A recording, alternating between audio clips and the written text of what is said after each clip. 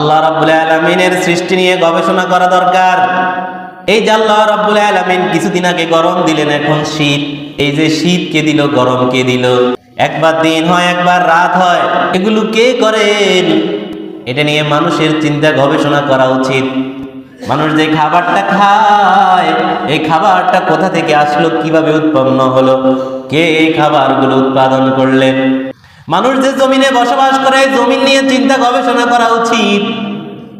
সামান্য একটি মাটির চাকা ভাসাতে পারি না, কিভাবে আল্লাহ রাব্বুল আলামিন এই জমিনটাকে ভাসিয়ে রাখলেন।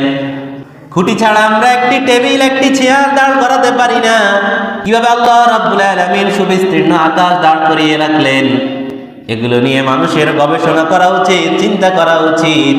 চিন্তা গবেষণা যারা করবে, তারা রাতের অন্ধকারে, পৃথিবীর সবাই যখন ঘুমে নিমগ্ন থাকবে, ওই লোকটা সেজদায় পড়ে আল্লাহ রাব্বুল আলামিনের দরবারে কাঁদবে, ও আল্লাহ, শুকর তোমার।